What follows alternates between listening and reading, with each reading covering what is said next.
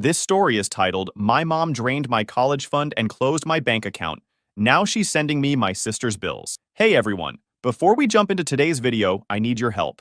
We've noticed the channel is losing some traction, and subscribing is one of the best ways you can support us. It's quick, free, and it helps us keep bringing you awesome content. Your support means the world. Let's keep this channel growing together. Thanks so much. Now let's start the video. Hi Reddit. I'm a 24-year-old woman from the Midwest, and this is something I've been carrying for years now. Honestly, I've never told anyone the full story, not even my best friends. But lately, I've been thinking about everything that happened, and I need to get it off my chest. It all started when I was 18, fresh out of high school, and ready to start my life. Or at least, I thought I was. Growing up, it was just me and my mom for as long as I can remember. My dad was never in the picture, and my mom worked hard to keep things together. We didn't have a lot, but we got by. I respected her for how hard she worked, even if we didn't always get along. She could be strict and sometimes distant, but I figured it was just because she was tired from working so much. Things started to change when I was 16. That's when she met Rick. He seemed fine at first, polite, friendly, and a little too smooth, if I'm being honest. He had 2 kids, Julia, who was 14, and Max, who was 12. They all moved in about 6 months after Mom and Rick started dating. And within a year, they got married. That's when everything started to shift. Suddenly, it felt like I didn't exist anymore. Mom started bending over backward for Rick and his kids, buying them new clothes, taking them to amusement parks, and even letting Julia redecorate her room with all new furniture. Meanwhile, I was still wearing clothes I'd outgrown and using a desk we'd picked up at a yard sale when I was 12. It wasn't just the money or the attention, it was the way she constantly made it clear that Rick and his kids were the priority. For example, when Julia turned 16, Mom threw her a huge Sweet 16 party. I'm talking catered food, a DJ, a fancy cake, and a princess for the day vibe that I didn't even know we could afford. Rick invited half the town, and Julia ended the night with a brand new car.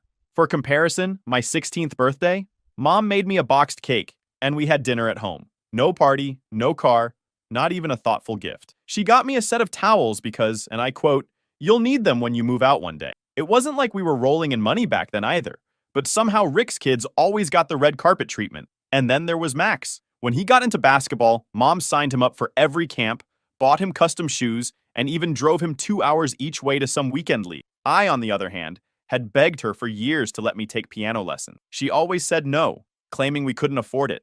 It wasn't just favoritism, it was like I was a second-class citizen in my own home. Every decision Mom made revolved around Rick and his kids, and if I needed something, it was always, maybe next time, or we'll figure it out later. What hurt the most was when Rick and Mom sat me down one day and told me that they were turning my bedroom into Julia's study space because she needed a quiet place to focus on her school. I had to move into the tiny guest room at the back of the house, which barely fit my bed and a dresser. Julia wasn't even using the study space half the time. I'd catch her in there taking selfies and making TikToks. But the worst of it came after I graduated from high school. I had been working 2 part-time jobs for over a year, saving every penny I could for college. By the time I graduated, I'd saved up $6,500. It wasn't much, but it was enough to cover my first year of community college and still have a little left over for books and supplies. I was proud of myself. One day, a few weeks before I was supposed to start classes, I logged into my bank account to check my balance. That's when I noticed something was wrong. My account was completely empty. Every single dollar was gone. At first, I thought it had to be a mistake. Maybe there was a glitch or someone had hacked my account. I called the bank in a panic, trying to figure out what happened. That's when they told me the money had been withdrawn by someone with access to the account. My stomach dropped. The only other person on the account was my mom. I confronted her that same day.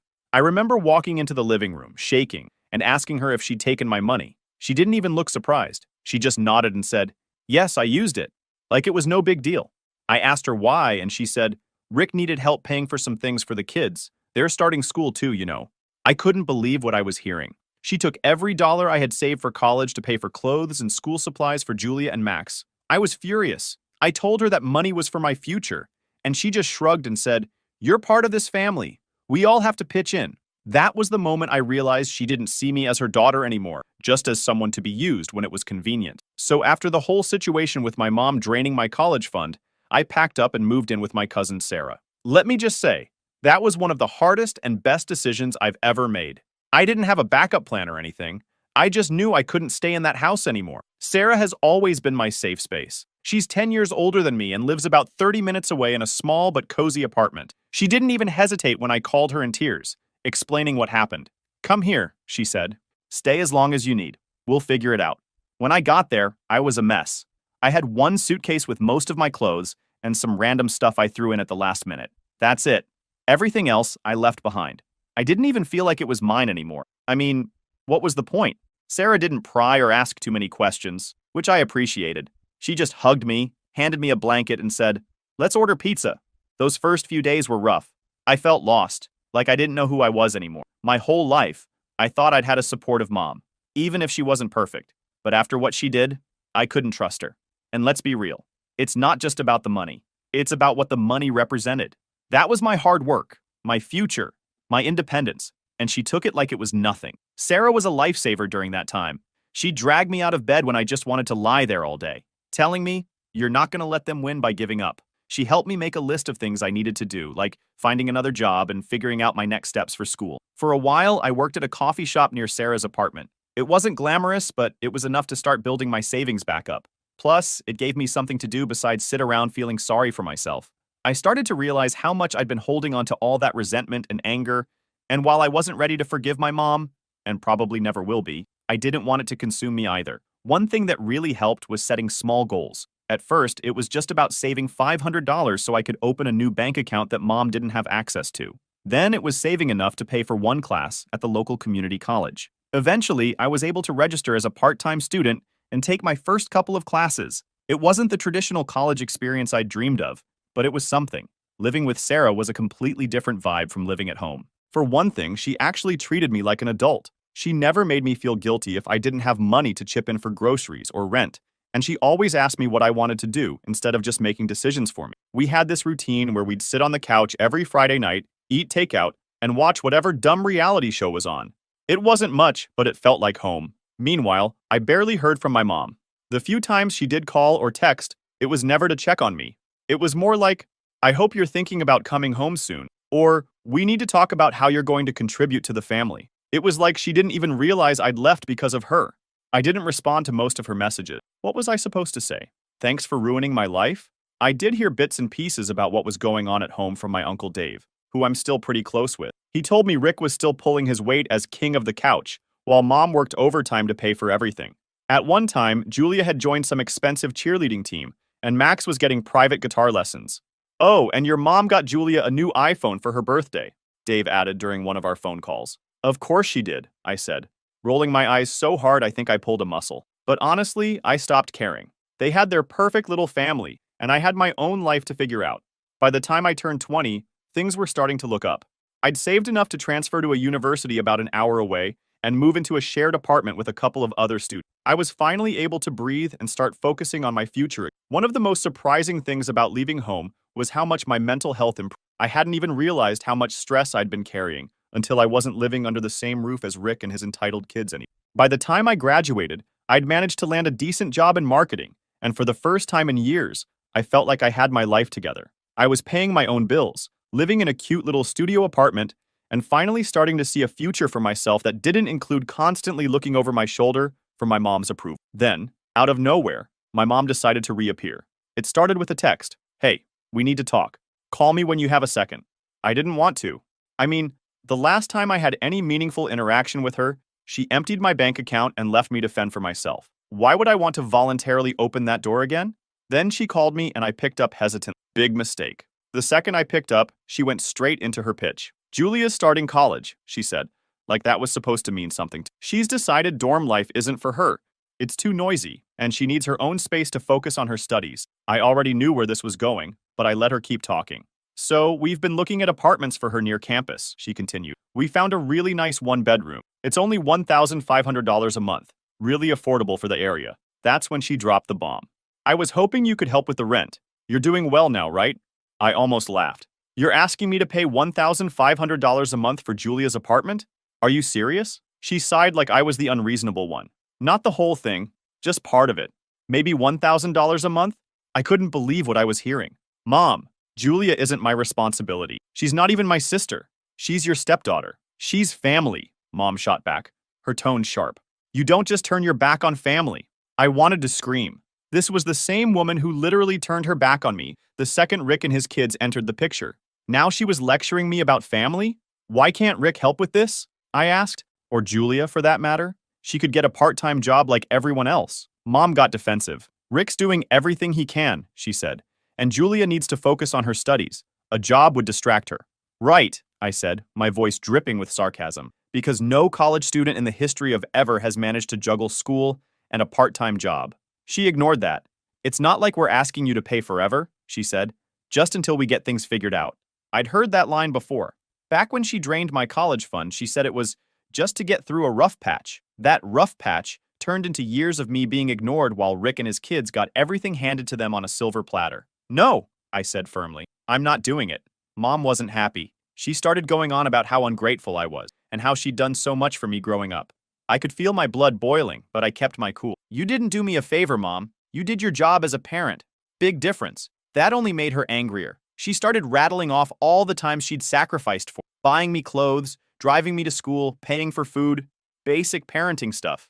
But she made it sound like she deserved a gold medal. I'm not arguing about this, I said finally. I'm not paying for Julia's apartment. End of story. Then I hung up. You'd think that would be the end of it, right? Nope. This is my mom we're talking about. Queen of guilt trips and manipulation. She wasn't about to take no for an answer. The first wave of her manipulation started with the pity parade. She began texting me nonstop about how hard things were for her. You don't understand the pressure I'm under, she'd write. The second wave came when she started pulling other people into the mess. First, it was my Uncle Dave. He called me one evening. Hey, he said, his tone way too casual. Your mom's been pretty upset lately. She said you're refusing to help with Julia's apartment? I sighed, already annoyed. Yeah, because it's not my responsibility, Dave. Well, she's really struggling right now, he said. Maybe you could help out, just until they get on their feet? I almost laughed. Dave, they've been getting on their feet for the last 7 years. When is that supposed to actually happen? He didn't have an answer to that, of course. Instead, he tried the old family sticks together argument. I get it. You're mad about what happened before, he said. But she's still your mom. Don't you think you're being a little harsh? Harsh? I repeated, my voice dripping with disbelief. Dave, she drained my college fund and treated me like an afterthought for years. Now she wants me to clean up her mess? No, I'm not doing it. To his credit, Dave didn't push too hard after that. He kind of mumbled something about how he didn't want to get in the middle of it and hung up. But still, it was frustrating to see how easily she roped him into her campaign. Then came the real surprise, Julia herself. I hadn't spoken to her in years, so when her name popped up on my phone, I almost didn't recognize it. Her text was short but packed with entitlement. Hey, I heard you're not helping with my apartment. Not sure why you're being so difficult about this, but it's not that much money for you. It's literally just rent. Just rent. Like $1,500 a month was pocket change to me. I didn't respond. What was the point? Julia had always been the little princess, and clearly that hadn't changed. After that, my mom cranked up the guilt to max level. She sent me this long, dramatic text about how I was tearing the family apart and putting Julia's future in jeopardy. She even threw in some weird line about how my refusal to help was proof that I never cared about them. I wanted to scream. How was any of this my fault? She was the one who prioritized Rick and his kids over me. But now that her golden child needed something, suddenly I was the bad guy? The worst part was how much it got to me. Even though I knew I wasn't in the wrong, the guilt started creeping in. What if I was being too harsh? What if helping out just this once wouldn't be such a big deal? I talked to Sarah about it, and she immediately shut that down. Don't you dare cave, she said. They've taken enough from you already. This isn't about Julia's future. It's about control. Your mom doesn't like that you're independent now, so she's trying to pull you back in. She was right, of course, but it was still hard to shake the guilt. That's the thing about family. They know exactly how to push your buttons. My mom had spent years conditioning me to feel responsible for her problems, and even now, I still caught myself falling into that trap.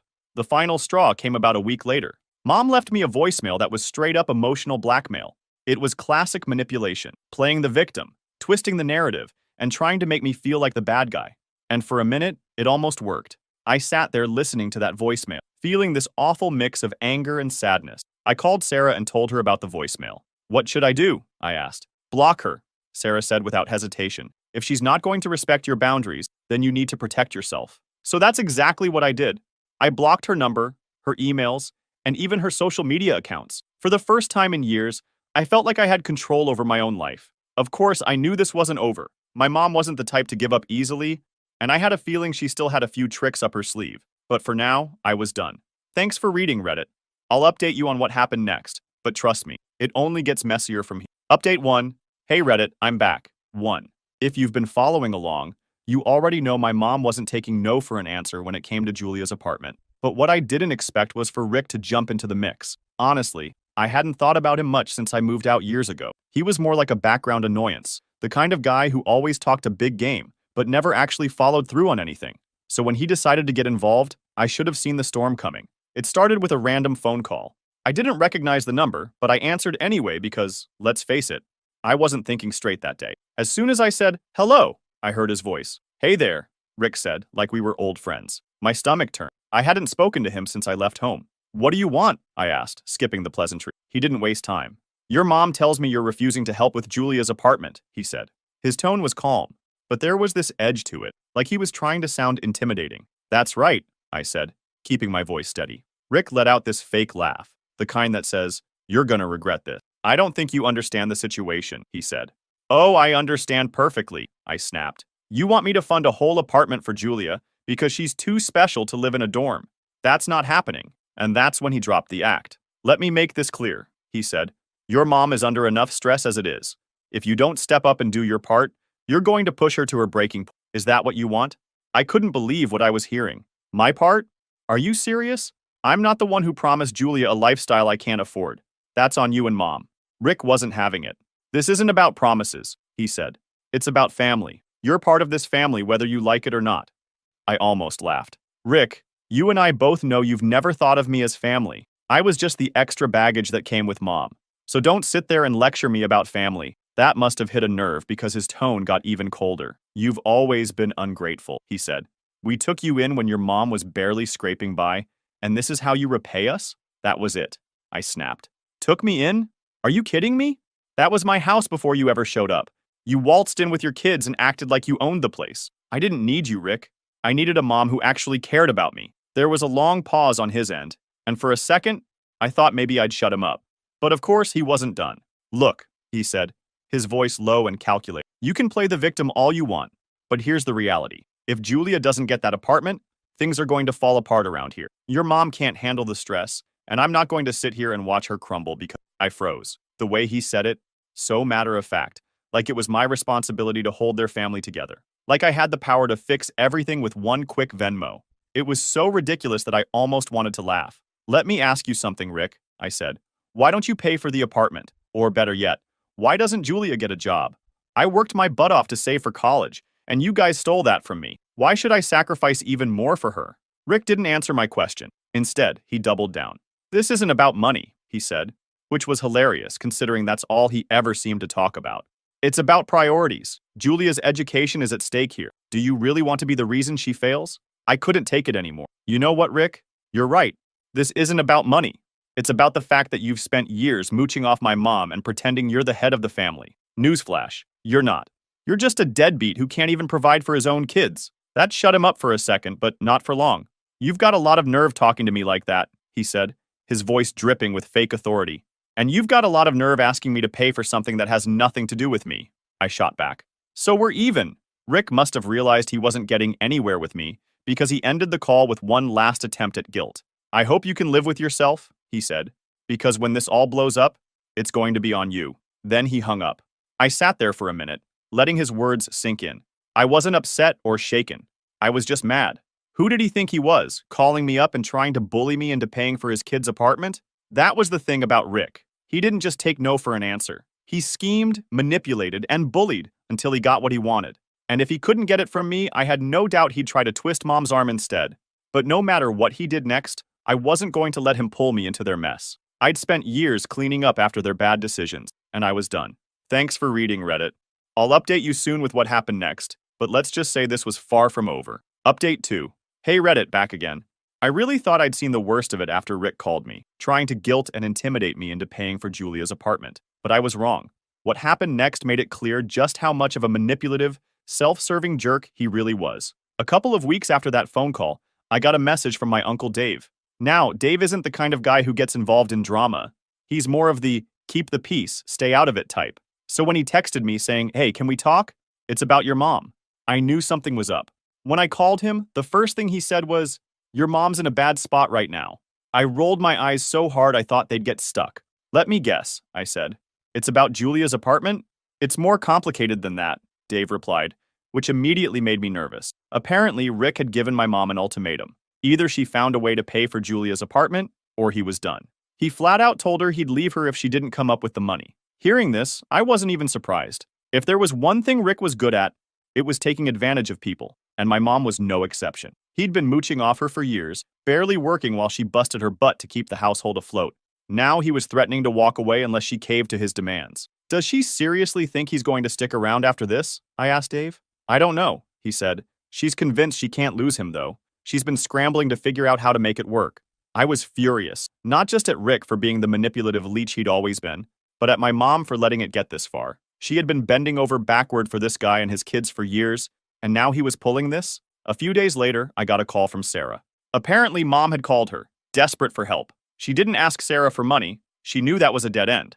Instead, she tried to use Sarah to get to me. She kept saying how important it is to keep the family together, Sarah told me, and how you'll regret it if you don't help out. I let out a bitter laugh. Typical, I said. She's still trying to guilt me into cleaning up Rick's mess. She sounded pretty bad, though, Sarah added, like she's really stressed about this. I didn't feel bad for her, not anymore. She had chosen Rick over me years ago, and now she was dealing with the consequences. But still, a part of me was curious. I wanted to know just how far Rick was willing to take this. So, against my better judgment, I decided to call my mom. When she picked up, she sounded exhausted. I was wondering if you'd call, she said.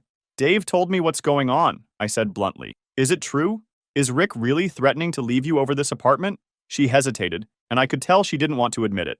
He's just frustrated, she said finally. It's been a lot of pressure for him. Pressure? I said, my voice rising. Mom, he hasn't worked in years. You're the one paying for everything. How is this pressure for him? He's doing his best, she said weakly. No, he's not, I shot back. He's using you, Mom, and now he's holding your relationship hostage to get what he wants. That seemed to hit a nerve because she got defensive. You don't understand, she said. Rick loves me. He's just trying to do what's best for Julia. I couldn't believe what I was hearing. If he loved you, he wouldn't treat you like this, I said. He wouldn't make you choose between him and your financial stability. This isn't love, Mom. It's manipulation. She didn't respond to that, and after a few seconds of silence, she said, I just need to figure this out. I thought you'd want to help, but I guess I was wrong. I hung up after that. There was nothing more to say. Over the next week, I heard bits and pieces about what was going on through Dave. Mom had started dipping into her retirement savings to cover the cost of the apartment. She was so desperate to keep Rick around that she was willing to jeopardize her future for him. And Rick? He was living his best life. Dave mentioned seeing him at a local bar, laughing and drinking like he didn't have a care in the world. Meanwhile, my mom was working overtime and stressing herself out trying to make him happy. The final blow came when Dave called me again, sounding almost giddy. You're not going to believe this, he said. Try me, I replied. Rick left her, he said. Apparently, Rick had packed up and walked out a few days earlier. Not only that, but he took half of what little savings my mom had left. He even took her car, claiming it was technically his, since she had signed it over to him years ago. I didn't feel bad for her. She had let this man walk all over her for years, and now she was paying the price. But at the same time, I couldn't help but feel a little sad. Not for her, but for the person she used to be. The mom who worked hard to give me a good life before Rick came into the picture. I haven't spoken to her since. Part of me wonders if she's going to reach out and try to apologize, but honestly, I don't think I'd be able to forgive her even if she did. Anyway, that's where things are right now. Thanks for reading, Reddit. I'll update you if anything else happens, but for now, I'm just glad Rick is finally out of the picture. Update 3.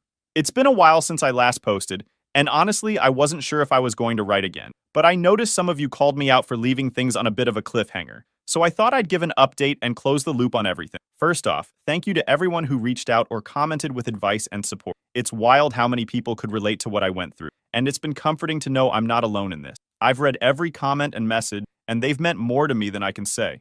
So here's where things stand now.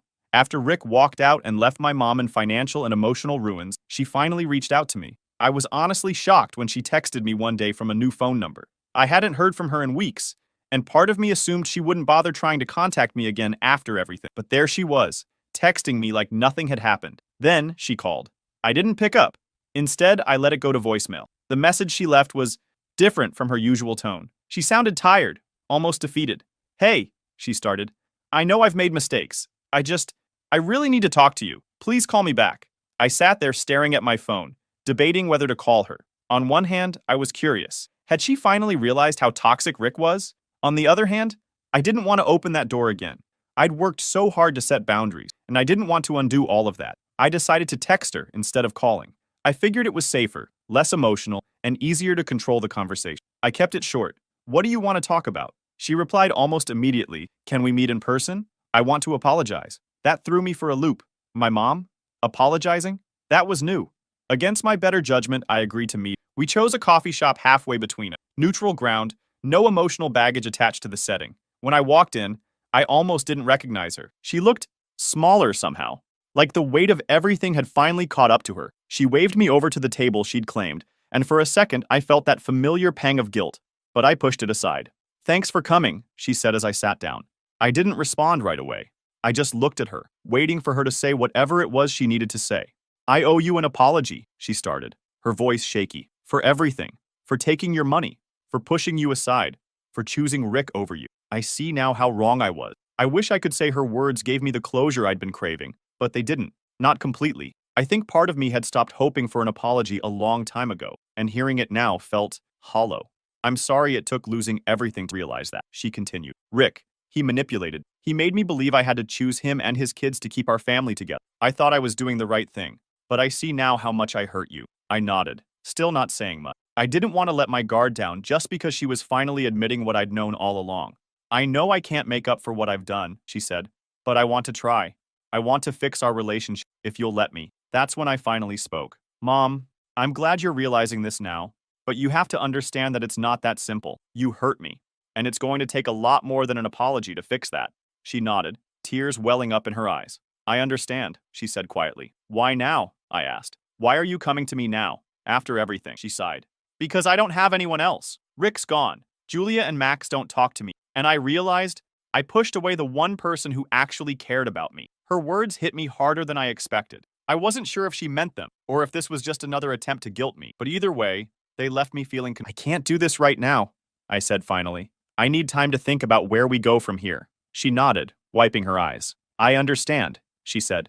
Take all the time you need. After that, we said our goodbyes, and I left the coffee shop feeling more drained than I had in years. That was a few weeks ago, and I haven't spoken to her since. She sent me a couple of texts, mostly just updates about how she's doing and the occasional, I miss you message, but I haven't replied.